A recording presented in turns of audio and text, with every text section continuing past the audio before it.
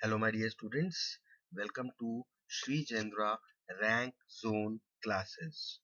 And I am your science faculty, Amit Ajmani. In this lecture, we will continue the chapter Acid, Bases, and Salts. Till now, in our previous lectures, we have discussed about acids. What are acids? What are the various types of acids?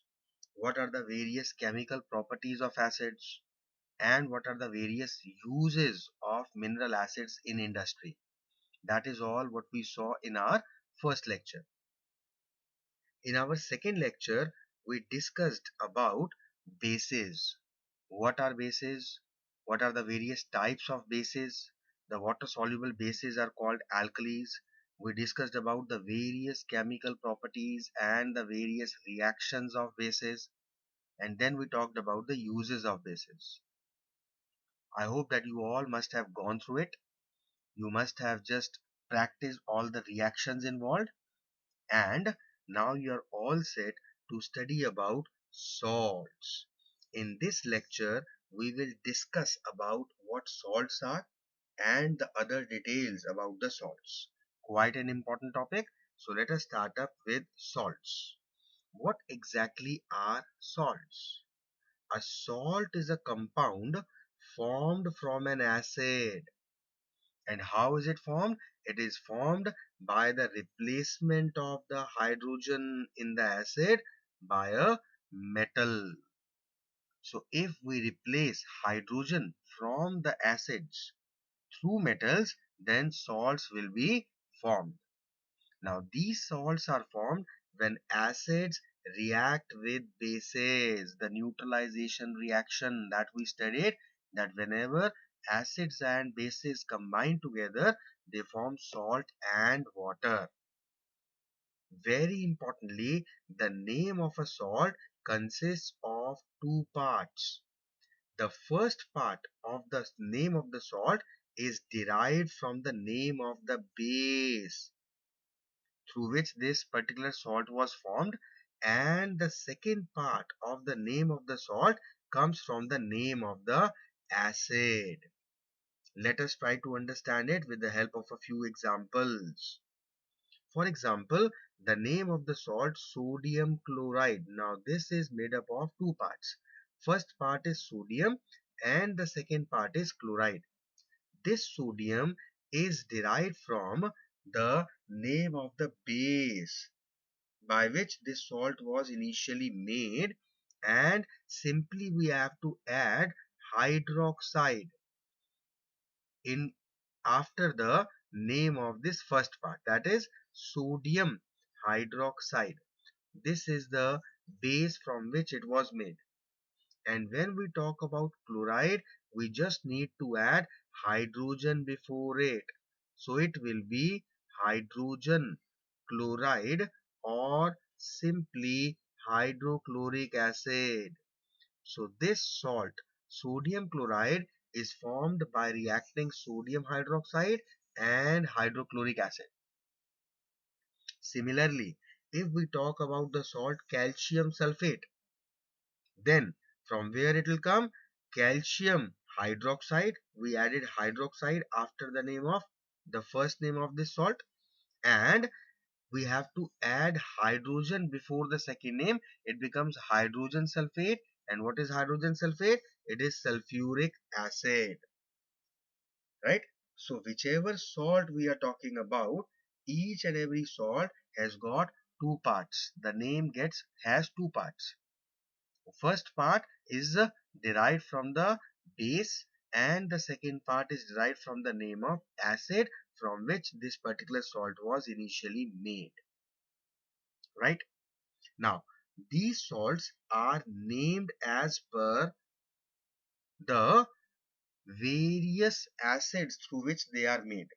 For example, if the salt is made up of hydrochloric acid, they will be called chlorides like sodium chloride, potassium chloride, zinc chloride, iron chloride, and so on.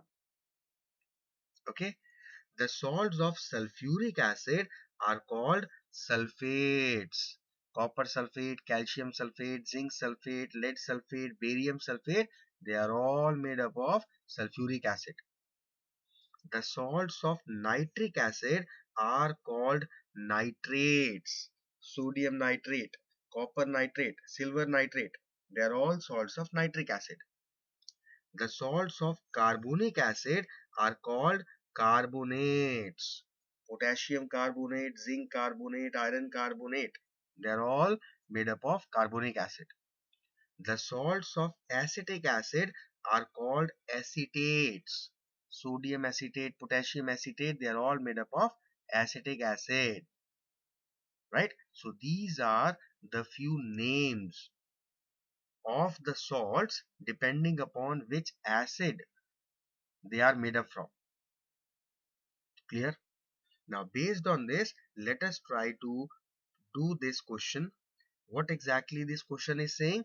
We need to write the formulae of the salts given below and identify the acids and bases from which these salts may be obtained. So let us try to relate potassium sulfate. What is the formula for potassium sulfate? It is K2SO4. And what is the name of the acid and base from which it is formed? Potassium hydroxide and hydrogen sulfate, that is sulfuric acid. Next is sodium sulfate. What is the formula for sodium sulfate? It is Na2SO4 and it will be formed from sodium hydroxide and sulfuric acid. Calcium sulfate, the formula becomes CaSO4 and it is made up of calcium hydroxide and sulfuric acid. Magnesium sulfate, the formula is MgSO4. How it is made? It is made from magnesium hydroxide and sulfuric acid. Copper sulfate, what is the formula for copper sulfate? CuSO4, made up of copper hydroxide and sulfuric acid. Sodium chloride, formula is NaCl. How it is made? From sodium hydroxide and hydrochloric acid. Sodium nitrate, the formula is NaNO3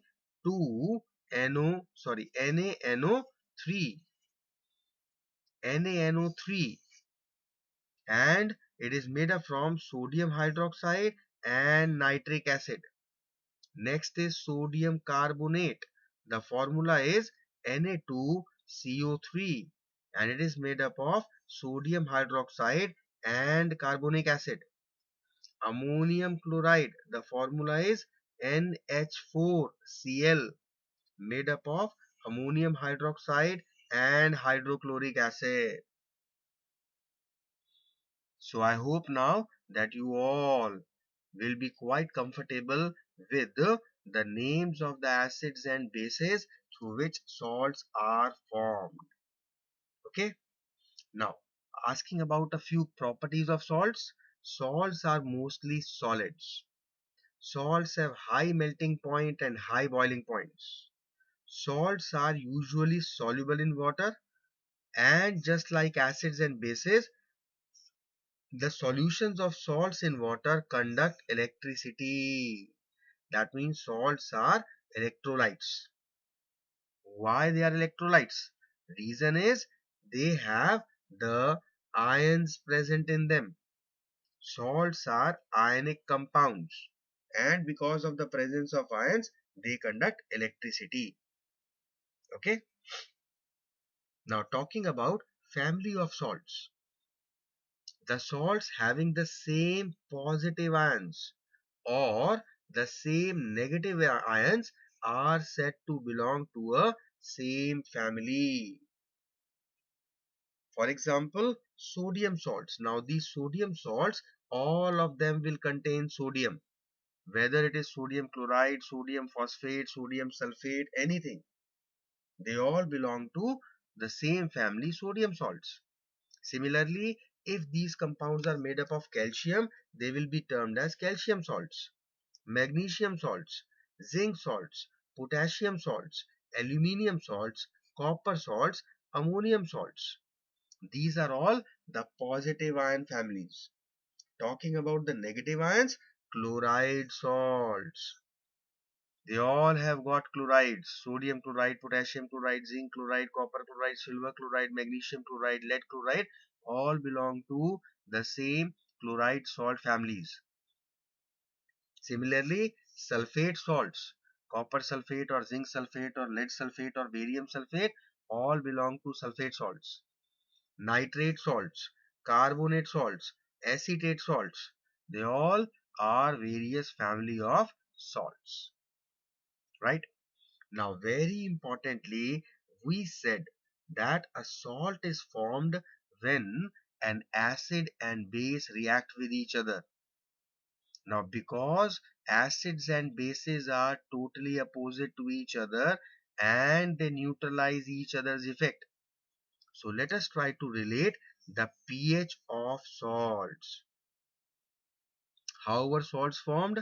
When an acid reacts with a base, then we get salt plus water, right? Now, depending upon whether this acid is a strong acid or a weak acid, whether this base is a strong base or a weak acid, depending upon the strength of acids and bases, the pH of salt is determined. How? If we react strong acids and strong bases, both of them are strong. So the salts formed by these strong acids and strong bases, they will be neutral salts. For example, sodium chloride NaCl. It is formed by a strong acid, hydrochloric acid, and a strong base, sodium hydroxide. That is why it is neutral, and because it is neutral, it does not have any action on litmus because it is neither acidic nor basic. But if the acids are strong and the bases are weak, so in that case the salts formed will be acidic, and if they are acidic, then their pH will be less than 7. In the previous lecture we discussed in detail about the pH scale, right? So acids have pH less than 7.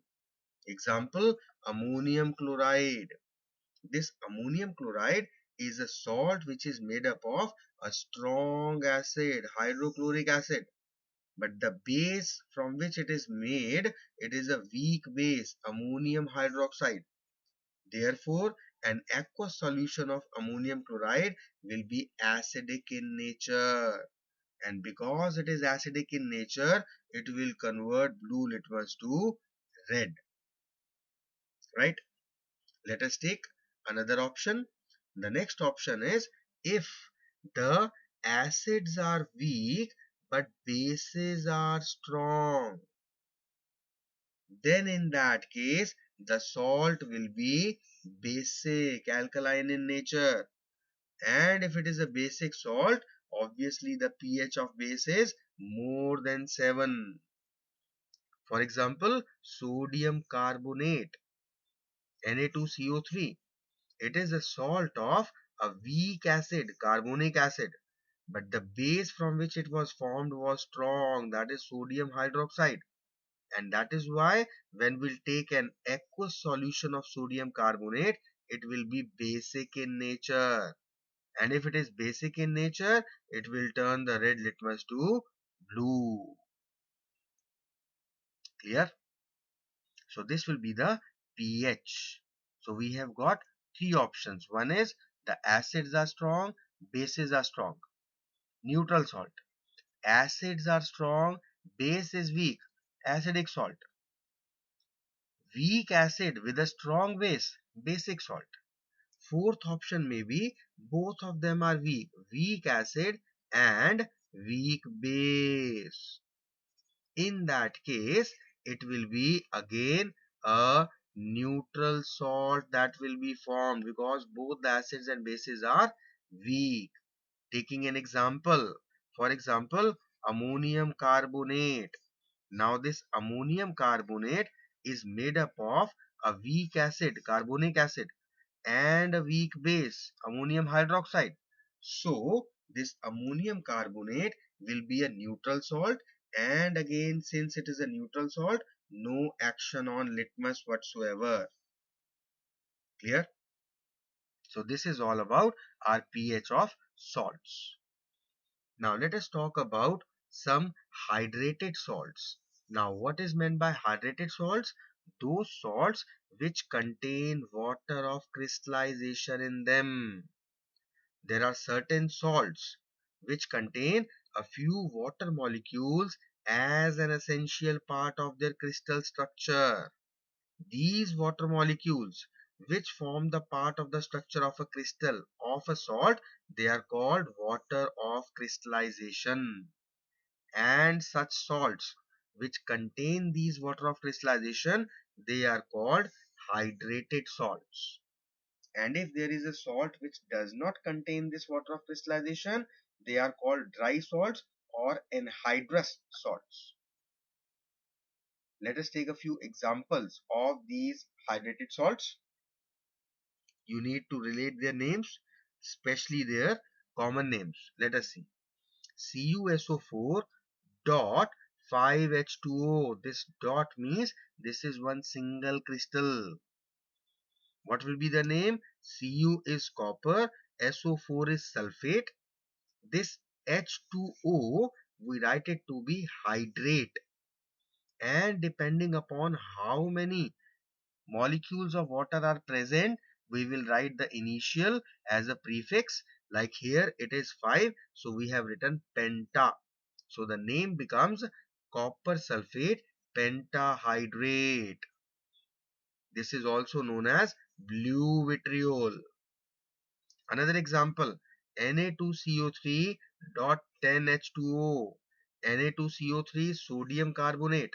For this 10, we are writing the word prefix deca and H2O hydrate. So the name becomes sodium carbonate decahydrate. This sodium carbonate decahydrate is also known as washing soda. We will be studying this washing soda in detail later in this chapter only. Next example of hydrated salt is CaSO4 dot 2H2O. CaSO4 is calcium sulfate. For this 2 we added di and H2O is hydrate. So the name becomes calcium sulfate dihydrate and its common name is gypsum. Next is FeSO4 dot 7H2O. FeSO4 is iron sulfate. For 7 we have added the prefix hepta and for water we have used hydrate. So iron sulfate heptahydrate. Next is CaSO4 dot half H2O. CaSO4 is calcium sulfate. For half we use the word hemi and water is hydrate. So the name becomes calcium sulfate hemihydrate and it is commonly known as POP, plaster of Paris. Next example is MgSO4 dot 7H2O. MgSO4 is magnesium sulfate. 7, as we have seen in the case of FeSO4 7H2O, 7 is hepta, H2O is hydrate. So this the name becomes magnesium sulfate heptahydrate and commonly it is termed as Epsom. Right? So these are a few examples of hydrated salts. All the water of crystallization which is present in these, it is a part of crystal structure of a salt. And since this water of crystallization is not free water, that is why it does not wet the salt. That means if a salt is containing water of crystallization, then even though water is present but it is a part of the crystal structure, this water of crystallization will not make the salt wet and the salt will appear to be perfectly dry. Got it? So this is about water of crystallization and some hydrated salts. Now is very important topic. We'll be studying about various salts which are very common, which we use in our day-to-day purposes. Let us start up with the first, that is common salt, that is sodium chloride. We know that the chemical name of common salt is sodium chloride. Formula is NaCl. This common salt is a neutral salt. And how it is made? It is made by reacting sodium hydroxide with HCl. Then we will get NaCl, that is the sodium chloride common salt, along with water. Now this sodium chloride has a wide variety of uses. Very, very important salt. How? Many uses. Number one, this sodium chloride is used as a raw material for making a large number of useful chemicals in industry. For example, sodium hydroxide, caustic soda is the common name of sodium hydroxide. Sodium carbonate, that is washing soda. Sodium hydrogen carbonate, that is baking soda. Hydrochloric acid, hydrogen, chlorine, sodium metal, all these things can be obtained from common salt. And all these are so important chemical compounds. They have wide variety of uses. Next use, very common in our day-to-day houses, we use common salt in cooking food. It not only improves the flavor of food, but it is must for our body, for the working of the nervous system, for the movement of muscles, for the production of HCl in the stomach, which helps in the digestion of food. So it is an important and essential ingredient in our food. This common salt is also used as a preservative in order to preserve the pickles or in curing meat and fish, right? To preserve meat and fish, this sodium chloride is used as a preservative. It is also used in the manufacturing of soaps, right? And this common salt is used to melt ice which collects on the roads during winter in cold countries. So many uses of common salt or sodium chloride. Okay, let us come to the various chemicals which are produced from this common salt. There are so many and they're all very important.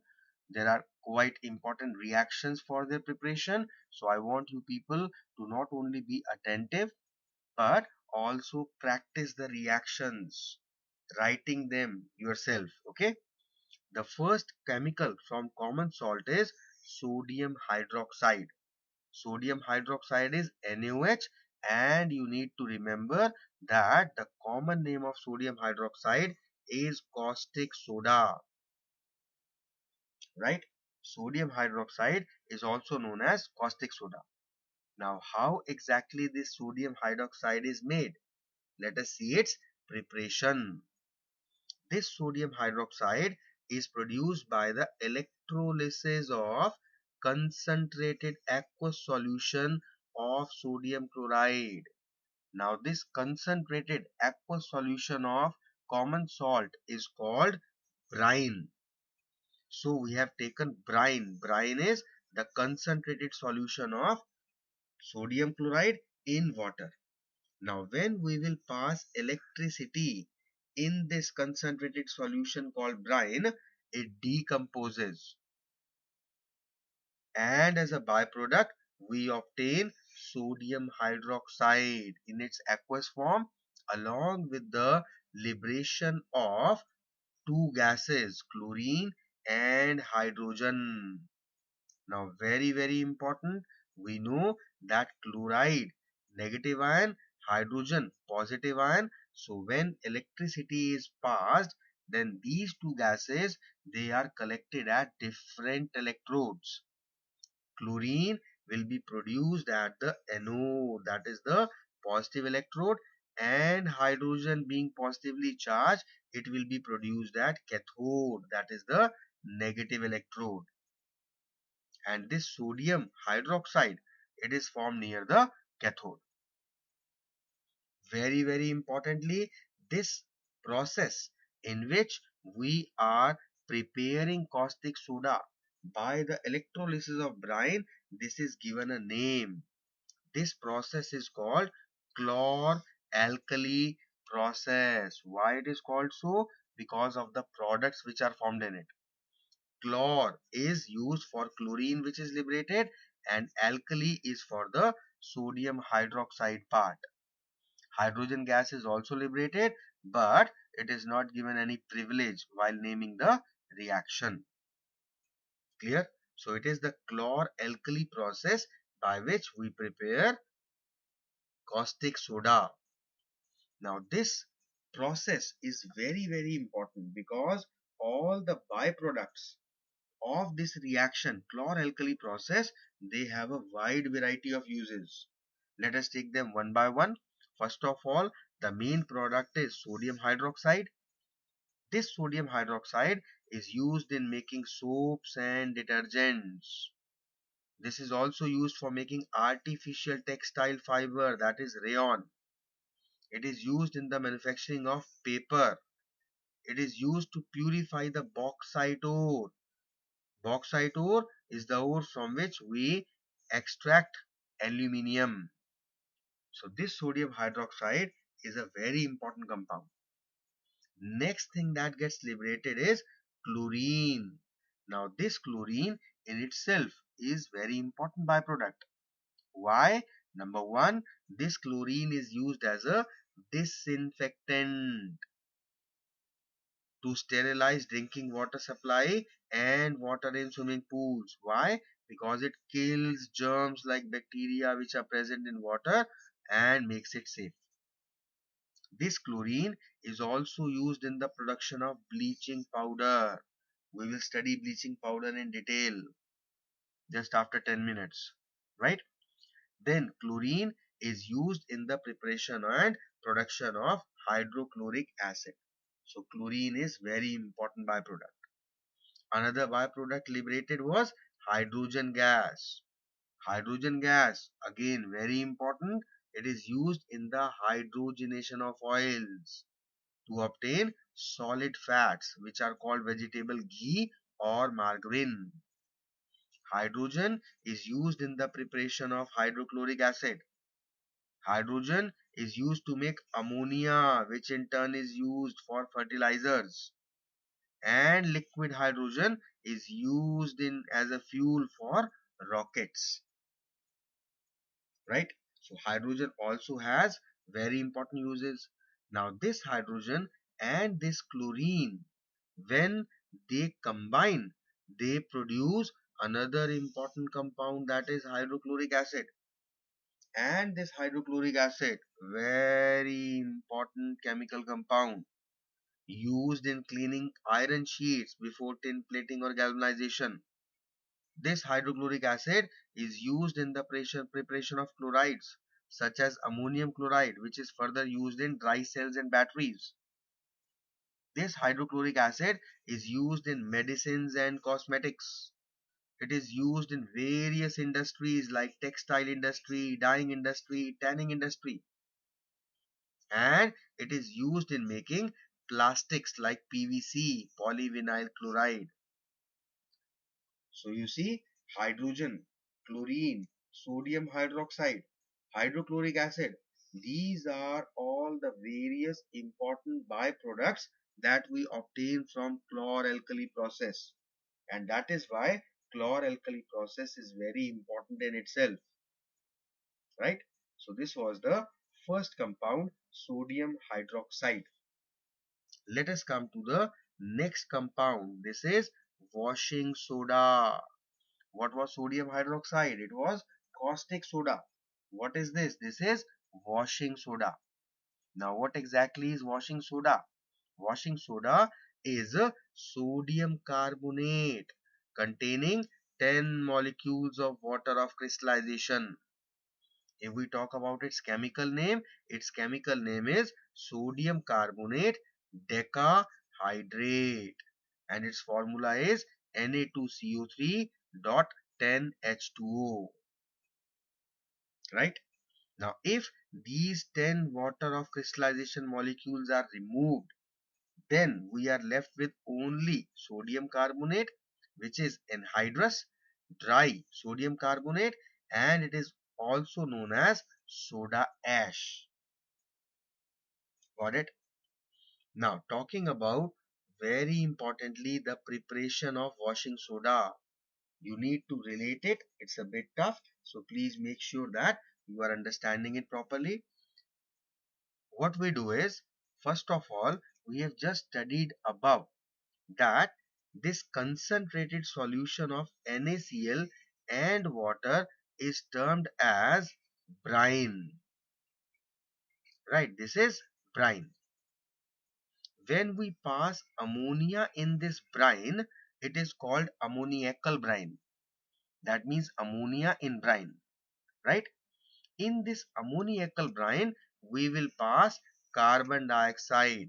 So this is the first step, that a cold and concentrated solution of sodium chloride, which we termed as brine, is reacted with ammonia and carbon dioxide, and we obtain two compounds. One is NaHCO3, that is sodium hydrogen carbonate, and another is NH4Cl, this is ammonium chloride. Now what we will do is, in the first step, we have obtained this sodium hydrogen carbonate. We will remove this by filtration, dry it, heat it, and upon heating this sodium hydrogen carbonate, when it is heated, then it decomposes to form Na2CO3, that is sodium carbonate, along with liberation of water and carbon dioxide. This anhydrous sodium carbonate is what we called soda ash. Now, this anhydrous soda ash, in the third step, it is dissolved in water and recrystallized. So this sodium carbonate, when it is dissolved in water, it gets recrystallized and it forms washing soda crystals. That is Na2CO3 dot 10H2O. This is washing soda. So this is how washing soda is prepared in three steps. One is, we pass carbon dioxide and ammonia in brine. As a byproduct, we got sodium hydrogen carbonate, which is also known as sodium bicarbonate. We separated it out, we heated it, it decomposes to form soda ash, and this soda ash, when dissolved in water, forms washing soda. Right? So this is the preparation for washing soda. Now this washing soda has a few properties. What? Number one, it is a transparent crystalline solid, and it is one of the few metal carbonates which are soluble in water. Quite important, the solution of washing soda in water is alkaline, due to which it will convert red litmus to blue. And this washing soda has detergent properties, cleansing properties. That is why it is used in washing to remove dirt and grease from dirty clothes. So let us try to relate a few further uses of washing soda. Number one, we have just talked that it is a cleansing agent. For washing clothes for domestic purposes, this washing soda is used. Very important use is, it is used to remove permanent hardness of water. This is a question which has come many a times, that name a sodium compound which is used to remove the permanent hardness of water. This is our washing soda. Then it is used in the manufacturing of glass, soap and paper, and in the manufacturing of sodium compounds such as borax. So all these are uses of washing soda. Clear? Right? So let us come to the next compound made up of sodium chloride. This is our baking soda. What is baking soda? The chemical name of baking soda is sodium hydrogen carbonate, and the formula is NaHCO3. It is also known as sodium bicarbonate. So there are different types of soda. Number one, we have studied about caustic soda. Caustic soda was sodium hydroxide. Next is washing soda. Washing soda is sodium carbonate decahydrate. The next one we are studying right now is baking soda. This is sodium hydrogen carbonate or sodium bicarbonate. So you need to memorize caustic soda, washing soda, baking soda, all different, having different chemical names and different formula. Now let us see how this washing soda, this baking soda is prepared. We have just seen above how we prepare this baking soda. Same process, we will take cold and concentrated solution of sodium chloride in water, that is brine. We will pass ammonia and carbon dioxide gas, and we will get our baking soda, that is sodium hydrogen carbonate, along with ammonium chloride. This was the first step in the preparation of washing soda above. And in this first step, we obtain this baking soda. Now there are certain few properties of baking soda. Number one, it consists of white crystals which are sparingly soluble in water. This baking soda is mild, non-corrosive base. So if we make a solution of baking soda in water, it is mildly alkaline. Quite importantly, action of heat. When sodium bicarbonate or sodium hydrogen carbonate is heated, it decomposes to form sodium carbonate, water and carbon dioxide, the second step in the process of formation of washing soda. Right? So these were a few properties of baking soda. Its uses are very important. You need to relate its uses. First use is this sodium hydrogen carbonate or baking soda, being alkaline, is used as an antacid in medicine. Why? To remove acidity of the stomach, to remove the indigestion process. Why it removes the acidity? Because it is alkaline, so it neutralizes the excess acid present in the stomach. We have studied this word antacid in our previous two lectures also. Apart from baking soda, one another antacid we have studied. What was that? Milk of magnesia, magnesium hydroxide. These two are the most common antacids that we use. Second important use of baking soda or sodium hydrogen carbonate is that it is used in making baking powder. This baking powder is further used in making cakes and bread, etc. Now, what exactly is baking powder? Baking powder is a mixture of baking soda, that is our sodium hydrogen carbonate, and a mild edible acid such as tartaric acid.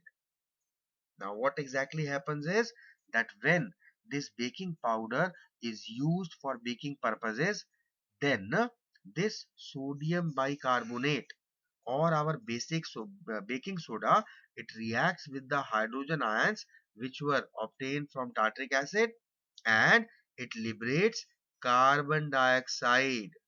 Now when this carbon dioxide is liberated, it makes the cake soft and fluffy. So a very important constituent in making cakes and bread is baking powder.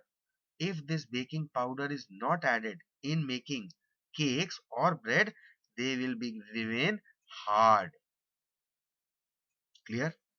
Now there is a very small difference you need to observe. Baking soda is a single compound, that is sodium hydrogen carbonate.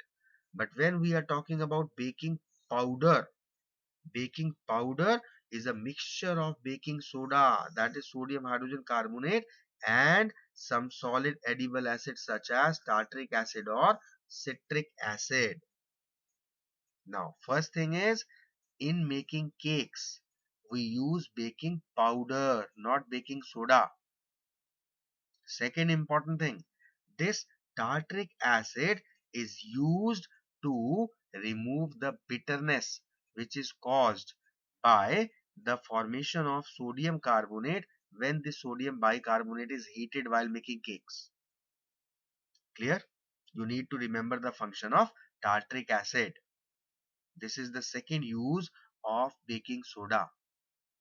Third quite important use of baking soda is it is used in fire extinguishers.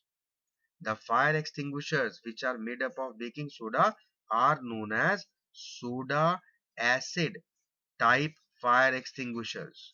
Why? Because they use soda, that is baking soda, and some acid which we normally take to be dilute sulfuric acid.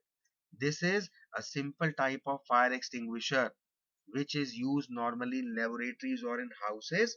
What we do is we'll take a wash bottle and we will just put some sodium hydrogen carbonate solution at the bottom. Clear?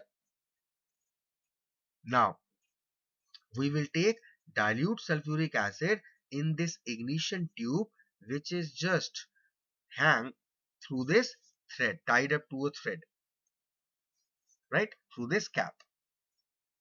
Now when these two things are kept like this in this setup, in this bottle, it's okay. But the moment if some small fire is occurring, what we do is we will just turn this particular bottle. The moment we turn it, what will happen? This sodium hydrogen carbonate and this sulfuric acid will react, and on reacting, as a byproduct, they will liberate carbon dioxide and water. This water, of course, will extinguish the fire as well as this carbon dioxide, because this carbon dioxide, when it will be liberated, it moves out through this nozzle, and being heavier than air, it will cut off the oxygen supply, due to which the burning, the combustion process, the fire will be extinguished. Clear? So this is also one of a very important use of baking soda, that it is used in fire extinguishers. So three uses we have studied. Number one, it is used as an antacid to remove acidity, indigestion. Second is it is used in baking powders in order to make the cakes and breads. Third is it is used as a fire extinguisher. Clear? So this is about baking soda. Next is bleaching powder. Now what is bleaching powder? The chemical name of bleaching powder is calcium oxychloride, and the formula is CaOCl2. Now this CaO is also called calcium oxide or lime, and now we have added chlorine to that CaO. That is why this bleaching powder is also called chloride of lime. Lime is CaO, so we have just put in chlorine and it becomes CaOCl2, which is our calcium oxychloride or bleaching powder. Got it? How this bleaching powder is prepared? It is prepared by passing chlorine gas in calcium hydroxide, that is CaOH whole twice. This calcium hydroxide is also called slaked lime, right? So when chlorine gas is passed in slaked lime, then bleaching powder, that is CaOCl2, that is calcium oxychloride, is formed along with water. This is the preparation of the bleaching powder. Clear? Let us see a few properties of bleaching powder. The first property is it is a white powder which gives a very strong smell of chlorine. It is soluble in cold water and the small insoluble portion is always left behind, that is the lime which was present in it. Quite important property. This bleaching powder reacts with dilute acids to produce chlorine. Whenever this bleaching powder, that is calcium oxychloride, reacts with any acid, then all of the chlorine which was present in it, it gets liberated. Clear? And this chlorine, we know that it is quite important. So the chlorine which is produced here by the action of dilute acids on bleaching powder, this acts as a bleaching agent. Why? Because of its oxidizing property. And this chlorine is also used as a disinfectant in treating water. Clear? So this is how bleaching powder is formed. These were a few properties, and now let us relate a few uses of bleaching powder. Bleaching powder is used for bleaching cotton and linen in textile industry. It is also used for bleaching wood pulp in paper industry and for bleaching the wash clothes in laundry. Quite important use. This bleaching powder is also used for disinfecting the drinking water supply. Why? Because it contains chlorine in it. This bleaching powder is also used for the manufacturing of chloroform, anesthetic, right? Making people unconscious. That is made up of bleaching powder. The formula for chloroform is CHCl3. Clear? This bleaching powder is used for making wool unshrinkable, and it is used as an oxidizing agent in many chemical industries. So bleaching powder is also one of very important chemical compounds. Mainly you are asked about the preparation of bleaching powder, right? Or what is the chemical name, chemical formula, any particular use indirectly or directly you will get from the bleaching powder. Clear? Let us next come to a very important compound, that is plaster of Paris, or abbreviated as POP. Now what is this plaster of Paris? This plaster of Paris is calcium sulfate hemihydrate. Hemi is half, and the chemical formula is CaSO4 dot half H2O. Now this plaster of Paris is prepared by heating gypsum. Gypsum is CaSO4 dot 2H2O. Gypsum is a common name. The chemical name of gypsum is calcium sulfate dihydrate. Now when gypsum is heated, then out of these two water of crystallization molecules, 1.5 molecule crystal it liberates out, and only half molecule of water of crystallization remains, and this is what exactly our POP is, plaster of Paris. Now very important thing that we need to remember is that this process is done at a controlled temperature of 373 Kelvin, or we can say 100 degrees Celsius. This is very important. Why? Because if the temperature exceeds 100 degree, if it is more than 100 degree, then what will happen is both these water of crystallization molecules will be liberated out, and we will get anhydrous calcium sulfate containing no water of crystallization, right? So we need to remember that this process of formation of plaster of Paris, that is calcium sulfate hemihydrate, from gypsum, that is calcium sulfate dihydrate, this process is carried out at a controlled temperature of 100 degrees Celsius or 373 Kelvin. Only then POP will be formed. Clear? A few properties of plaster of Paris. It is a white powdery substance. This POP is very important. Why? because when water is added to POP, it sets into a very hard mass due to the hydration to form crystals of gypsum.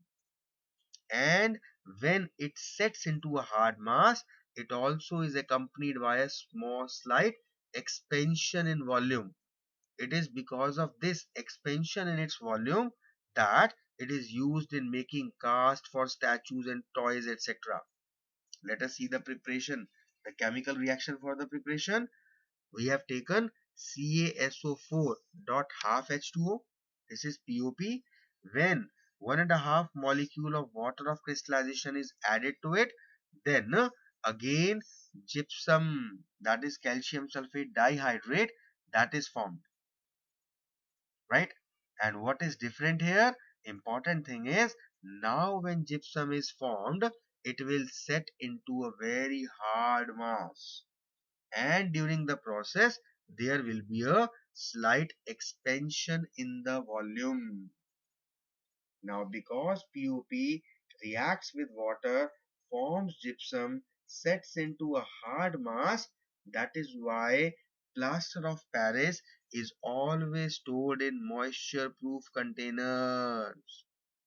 Why? Because if it is kept in open, then the moisture which is present in air, it will cause the hydration, and it will have slow setting of plaster of Paris, and it will set into a hard mass, after which it will be useless. There is no use. Clear? So we need to remember why it is kept in moisture proof containers. Now a very important uses of plaster of Paris. This plaster of Paris is mainly used in hospitals for setting fractured bones in the right position to ensure correct healing. It keeps the fractured bone straight, right?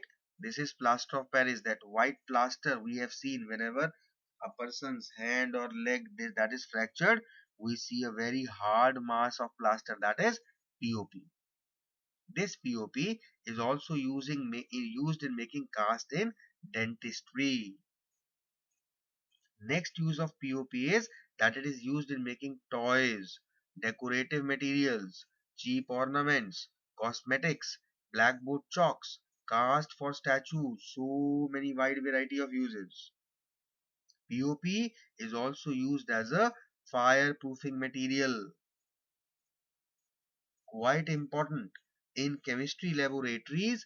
If we have some expensive equipment and there are certain air gaps or cracks in it, then we use plaster of Paris to seal those air gaps in apparatus where airtight arrangement is required, because it sets into hard mass and it has slight increase in the volume. Both the things are advantageous in for doing this purpose. And this POP is used for making the surfaces like the walls of a house. It makes the surfaces smooth before painting them, and for making ornamental designs on ceilings of houses and buildings. Normally, in almost all of our houses, if we look up at the ceiling of our houses, we'll see some specific design, specially made around the fans or at the corners. They are all POP. Got it? So these are a few uses of POP, and this is all about our chapter. But before winding up, let us try to brush up what exactly we have done. In this chapter, first of all, we talked about acids in our first lecture. Then we talked about bases in the second lecture. I'm not detailing it because we have already done. This lecture we started up with salts. Now what are the various things we included while studying salts? What are salts? How they are made? Family of salts, right? Then we talked about various important compounds, like first of all we studied in detail about common salt, sodium chloride.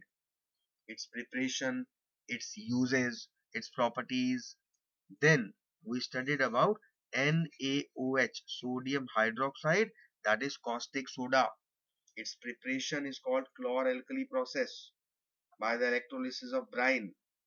What is brine? Cold and concentrated solution of common salt and water. What were the byproducts of chloralkali process? NaOH, that is caustic soda. Then hydrogen and chlorine.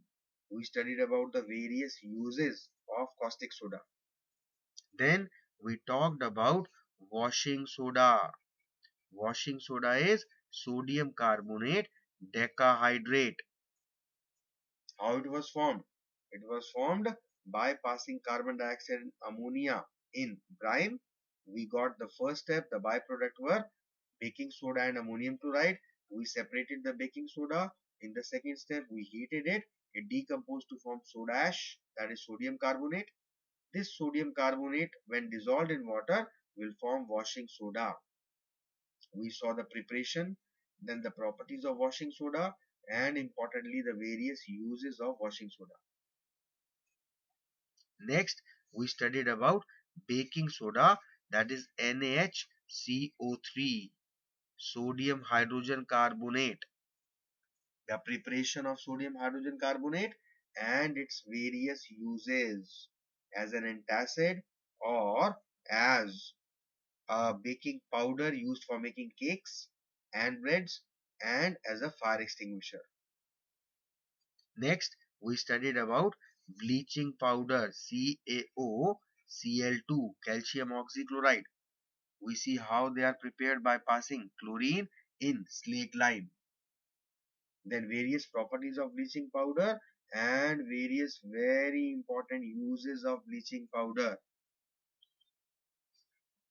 Last but not the least, we talked about POP, that is plaster of Paris, calcium sulfate hemihydrate, prepared from gypsum, that is calcium sulfate dihydrate, by heating, very importantly, at a controlled temperature of 373 Kelvin or 100 degrees Celsius, because our purpose is to remove 1.5 molecule of crystallization from gypsum, not the full two molecules, right? Then POP is formed. We studied about a few properties of POP and very many important uses of POP. In between, we also studied about water of crystallization.